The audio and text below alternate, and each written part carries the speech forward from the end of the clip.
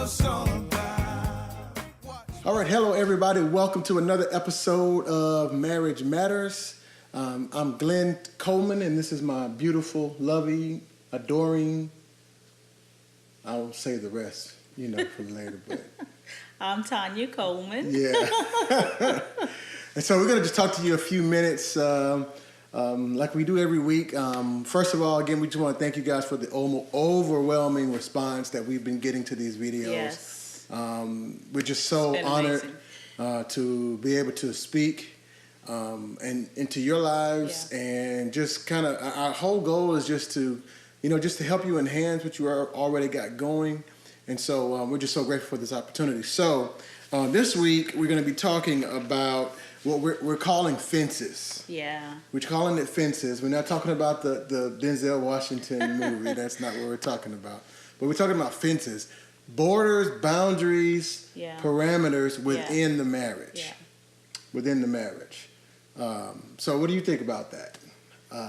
When it comes to borders, boundaries, as it pertains to other people, what type of access do we give other people to our marriage? Okay. I think borders or boundaries, fences, what we're calling it, I think that they are important. Mm-hmm. I think that the married couple should discuss those fences or those boundaries. What do they look like? What our expectations are. Okay.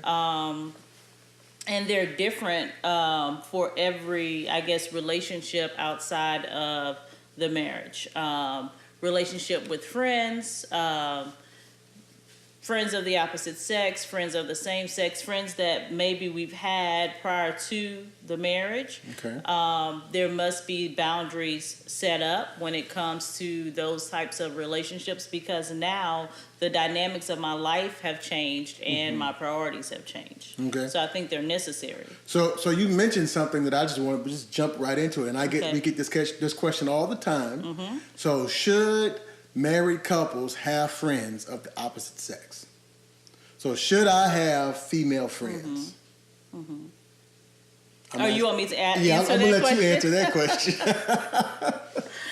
Oh, wow. Okay, so with this particular situation, I think that not that you should not have friends, that those relationships have to be... there have to be some boundaries. Yeah. And certain relationships or female friends that you may have had prior to us, certain ones had to be let go. Mm-hmm. And others had to be redefined or adjusted because of the relationship that we have and because of our marriage. I think today we're so far into our marriage, the only female friends that you have are like my friends, right, or coworkers that you really only spend time with as it is related to work. Right. Yeah. So I guess what you're saying is there's no definite, because I've heard people say, well, you can't have any female friends, or but I don't think there's a definite answer. But what I hear you saying, maybe we should use the word, those friendships should be managed. Yes. Absolutely. And they have to be managed. I have a note here that, and you said it earlier, that if I do have friends of the opposite sex, once I get married, the dynamics of those relationships have to change. They have to change. They have to change. So your bestie, who that was just your girl and y'all just kicked it and you hung out and talked on the phone, that relationship has to shift and it has to change now. It has to change. And if she's really a friend, then she respects those boundaries that are set in place, and she will also be the friend of the wife. And that's really good. So if you have, for me, and this is my rule, and I mean, I'm not saying this is law. I can't find this scripture verse. Sure. But I always make it a rule that any female that I have acquaintance with, I don't know if that's the right word to use, but that I have a friendship with, that person has to be a friend with my wife. Yes. In some form or fashion. My wife knows about this relationship. It's not a secret thing. It's not someone who, I confide in, or, there's just, I've even heard people use this term, that's my work wife or something like that. Right. No, it's none of that. Yeah. My wife knows about all of my female relationships. And another area that I think has really made this not difficult, but it has put another wrinkle, not wrinkle, but it has made it even more, you have to be even more open, is social media. Yes. Because absolutely. social media, you now have access to, friends that you've known, people you may have dated in high school that you haven't seen in 15 years. Yeah, right. Now those people are, sending you friend requests. Matter of fact, I had a friend of mine, a really close friend from high school, female friend, who did send me a friend request. And I showed it to you. Right. And I said, hey, this person wants to send me a friend request. How should I respond to that?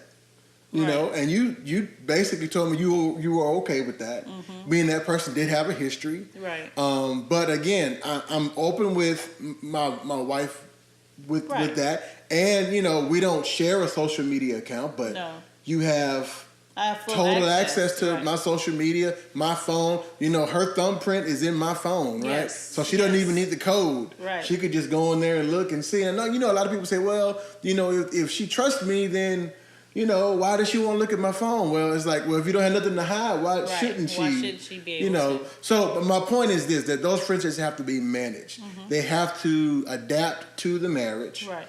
And here's the other thing that I make a rule, that if my wife is uncomfortable with a person of the opposite sex, then I can't just say, oh, well, you just, girl, that's nothing. That ain't nothing. You crazy. You seeing things, or that's just all in your head. That's all in your mind.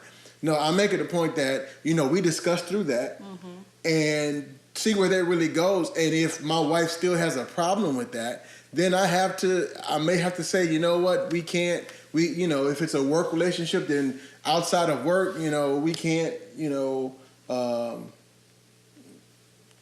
be cordial or whatever, And and the whole thing with this topic is transparency.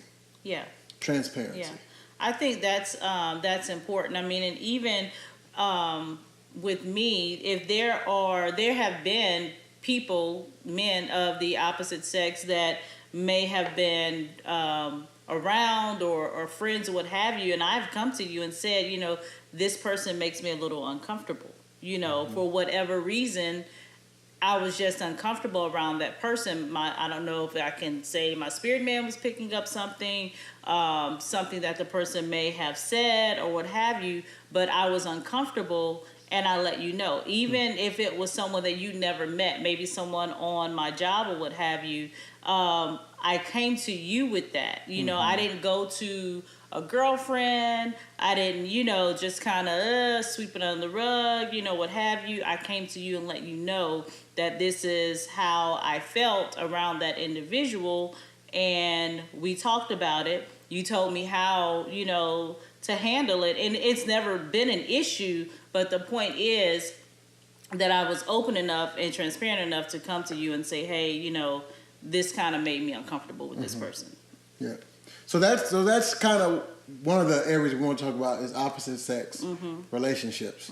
The whole key, like I said, is transparency. Right. And you don't let those things, you have to address them immediately. Yes. Yes. You have to address them immediately. Anytime I find that when people don't address them immediately, the uncomfortableness, rather you as the wife is uncomfortable with a friendship that your husband has, or vice versa, or maybe he may be uncomfortable with another individual of the opposite sex. Anytime that I found that people have issues in that area, they never address that uncomfortable feeling that they had. It's like the red flag went up and they didn't deal with it. They just kind of pushed it aside and ignored it.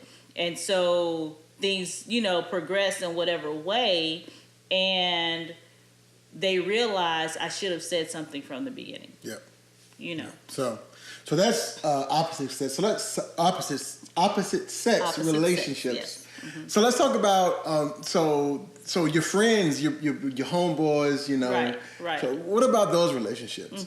We're still saying it's the same thing. There must be boundaries. There's got to Right. be expectations that are set. Even when it comes to, and I hate to say same sex friendships, Well, because yeah. but that's what it is. Right. Same sex. In other words, my friends who are male, your friends who are female. Because, you know, we also have a tendency, and that's my boy, you know, we grew up together, you know, he was there before you were there. But again, the dynamics of those relationships have to change. You know, I always say that my best friend is my wife. Absolutely. You know, there's no one, you know, who said, well, sometimes you need somebody to talk to. And yes, that may be true. And I do have maybe one or two of those people in my life. And both of those people, by the way, are men. Yeah. Who are like mentors to me, Right. that I can go Right. and talk to things. Right. There may be some things that I don't know how to talk to Tanya about. Right. But, you know, it's like, you know, the Bible talks about Adam and Eve, how they were naked and unashamed. We have to get to the place in our relationships, in our marriages, where we can really talk to our spouses about Yes. anything and everything. Yes. That's Right. so important. So when it comes to those friendships, you know, my boys or whoever it is, that person that we have to confide in, you know, maybe something like I said earlier, it's something that I'm not ready to talk to you about yet, or I don't know how to talk to you about Right. it. That needs to be somebody. This is very important. Listen to me. If you don't get anything else out of this, get this. It needs to be someone who will put your marriage above you. You don't need to go to someone That's good. who's going to take your side That's good. automatically. Yeah. You need to go to someone who's going to tell you, hey, you know what? I understand that, but bro, you was wrong. Yeah. And you need to let your wife know, and you need to Right. Right. So You're you need getting wise counsel. exactly. Yeah. So my point Yeah. is, you know, those friends, you know, those aren't, especially the ones that are close to you, who you know is gonna, you know, they're gonna always take your side. You know, that's not the person that you need to be confiding in about things about Right. your spouse. Right. So, and one last area we're gonna talk about real quick is family. Yeah. So we talked about opposite sex. We talked about friendships or same sex friendships. Let's talk about family. So, you know, there's this, you know, thing, I hear this saying all the time, blood is thicker than water. What does that mean anyway? What does that mean? I don't know what that means. But nobody comes before my spouse. The Bible says that a man shall leave his father and mother and cleave to his wife. Now, again, does that mean I don't seek counsel or listen to the advice of my parents? Absolutely not. But it means that even the advice that I get or the opinions of my parents, I come to my wife with them, and we decide if that's what's good for us. Right. If we're gonna apply what they've said, yeah. Yeah. And I know when people say, you know, blood is thicker than water, what they're saying is, you know, that my family is gonna always be there for me. They're always gonna, you know, they're gonna stick closest to me, and they're gonna always have my back. However, when we become married, those family relationships, your mother, your father, your sister, your brother, your cousins, your relatives, they shift.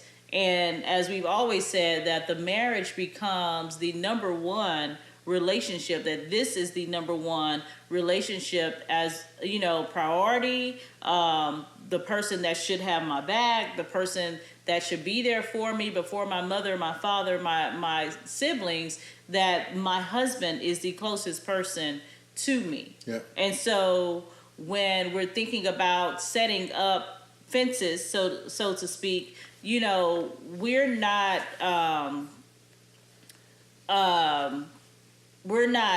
alienating ourselves, I guess, Right. from our family members, from our parents. We have to build this that God has given us, this relationship, this family that God has given us, this nuclear family that God has given us. And those other relationships become secondary. Yes, we do care for our parents, you know, we are there for our siblings, you know, all of those things are true, but they do not take priority over this relationship. And that becomes challenging for some people depending on how they grew up. If you grew up in a single family home and it was just you, your mom, and your siblings, you guys have been there, been rock solid for each other your whole life, and you've had, each other's backs. And so to make that shift sometimes can be challenging, but it is a shift that must happen.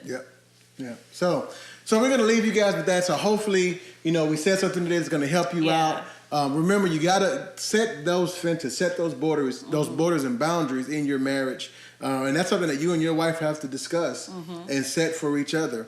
And so that way, you can keep others from crossing the line in your relationship, in your marriage. So this is Glenn and Tanya Coleman thanking you for joining us for this week's episode. And remember, marriage matters.